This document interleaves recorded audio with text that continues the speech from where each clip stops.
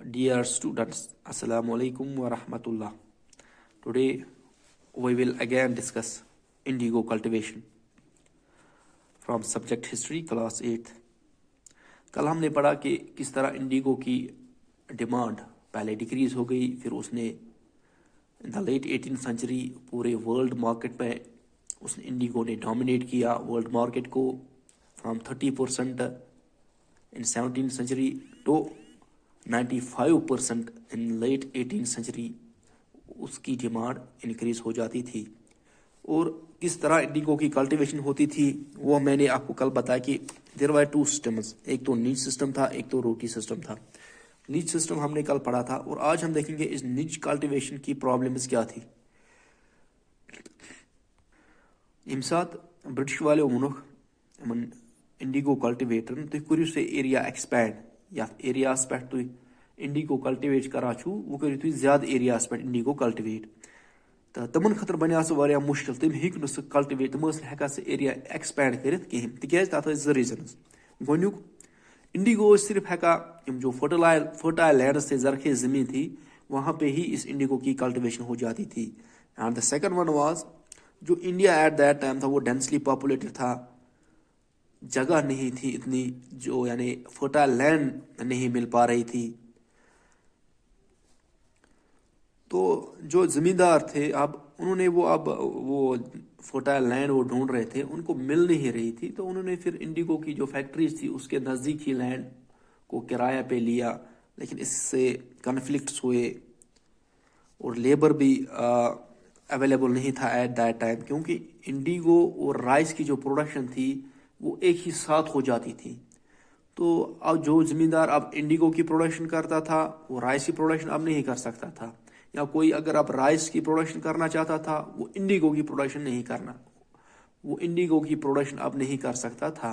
अच्छा ठीक, तिकाज दोनों एक साथ तैयार, इंडिगो तो राइस थे। तम साथ हमारे पास एट दैट टाइम ट्रैक्टर्स नहीं थे या कोई टेक्नोलॉजी नहीं थी, सिर्फ हम बुल्लाक्स हमारे पास थे, सिर्फ हम लेबर मोस्टली इस्तेमाल करते थे। अच्छा ठीक, और इंडिगो की कल्टीवेशन के लिए बहुत सारा लेबर इस्तेमाल किया जाता था और प्लोज भी बहुत सारे होने थे, लेकिन वो अवेलेबल नहीं थे। तो इन प्रॉब्लम्स की वजह से 19th सेंचुरी में जो कि सिर्फ 25% ही लैंड पे इंडिगो की प्रोडक्शन होती थी, रेस्ट पे बाकी क्रॉप्स की प्रोडक्शन होती थी। नाउ अब हम ये रोटी सिस्टम देखेंगे। रोटी सिस्टम में एक कॉन्ट्रैक्ट होता था। अच्छा ठीक, द प्लांटर्स जो थे वो रोइट्स को एक कॉन्ट्रैक्ट साइन उनको एक कॉन्ट्रैक्ट साइन करना था, एग्रीमेंट करना था, उनको वो फोर्स करते थे कि आपको ये कॉन्ट्रैक्ट साइन करना ही है।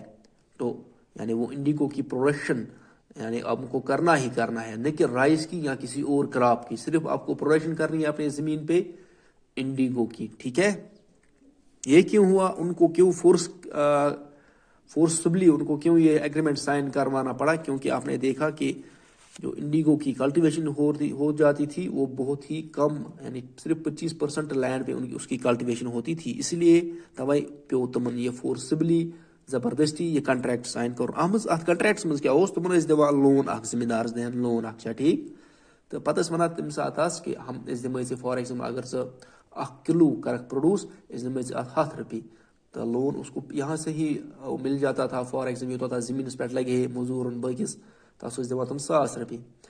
यम सात वो at the end of the year आना पन प्रोडक्शन इंडिगो प्रोडक्शन अमन विलेज हेडमैन निश ठीक, अमन प्लांटर्स निश आना तस रेट दिवान कह तमो 100 रुपये निमुत लोन दिवान 700 अत रेट, तो 300 रोज बकाया।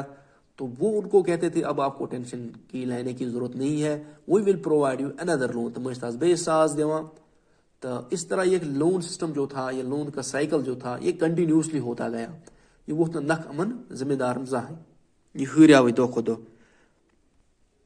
तो इससे क्या हुआ कि जो ये जिम्मेदार थे उनको बहुत गुस्सा आया, जो मैक्सिमम जिम्मेदार इस लोन साइकिल में फंस गए, तो उन्होंने वो लोन वो रिपे नहीं कर सकते थे क्योंकि प्लांटर्स उनको रेट कम देते थे। तो उससे تو ایک ریبیلین شروع ہوا between zamindars and these planter. The name of that rebellion is blue rebellion. Blue rebellion کیا تھا؟ یہ یہی تھا کہ اب جو زمیندارز تھے انہوں نے ریفیوز کیا، وہ لون وہ اب نہیں دے سکتے تھے، وہ نہ ہی وہ انڈیگو کی پروڈکشن کرتے تھے، کیونکہ انڈیگو کی پروڈکشن اونلی فرٹائل لینڈز پہ ہو جاتی تھی، وہ اویلیبل نہیں تھا. تو ایک ریبیلین ہوا بٹوین زمیندارز اینڈ دیز پلانٹرز، اور جو کہ زمیندار سے انہوں نے اٹیک کیا پلانٹرز پہ، ان کی فیکٹریز پہ، وتھ سورڈز وتھ سپیئر، جو بھی ان کے پاس ہتھیار تھا اسے اٹیک کیا. وومنز نے بھی اس میں بڑھ چڑھ کر حصہ لیا، انہوں نے بھی ان پلانٹرز پہ اٹیک کرنا شروع کیا. اب یہ جو ریبیلین تھا یہ بس کسی ایک جگہ تک محدود نہیں رہا، یہ پورے بنگال میں پھیل گیا یہ ریبیلین. تو جو رینٹ لینے کے لیے گاؤں میں جاتا تھا ان کو بھی ان زمیندارز نے پیٹنا شروع کیا. تو اسی دوران 1857 میں ایک ریولٹ ہو جاتا تھا between Britishers and Indian rulers and general people. تو برٹشرز نے کسی طرح وہ 1857 ریولٹ کو کنٹرول کیا. اب وہ چاہتے تھے کہ جب یہاں پہ بنگال میں یہ انڈیگو زمیندار جو کنٹینیوسلی ریبیلین کر رہے تھے، نعرے بازی کر رہے تھے، گورنمنٹ بلڈنگز پہ اٹیک کر رہے تھے، تو گورنمنٹ نے سوچا کہ we have to control this rebellion. ہمیں اسن یسا کہ بیٚیہِ کانٛہہ ریولٹ 1857 مز گو تیُتھ گژھِ بیٚیہِ کانٛہہ یُن. تو انہوں نے ایک کمیشن بٹھایا. انہوں نے دیکھا کہ یہ کیا دلیل سے کیازِ چھِ زمیندار ان پلانٹرن خلاف یوت بڑکے آمت.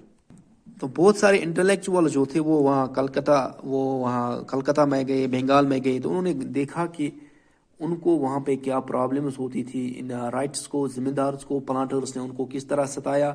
تو گورنمنٹ نے ایک کمیشن بٹھایا اور کمیشن نے دیکھا کہ پلانٹر جو تھے وہ گلٹی تھے، ان کو سزا دی گئی تھی. تو اس کے بعد پلانٹرز کو ریموو کیا گیا by government. And after that Indigo کی پروڈکشن جو تھی وہ بنگال میں ٹوٹلی کولیپس ہو گئی. اب پلانٹرز کسی بہار میں شفٹ انہوں نے کیا. تو اب سینتھیٹک ڈائز بھی ڈسکور ہو گئے. تو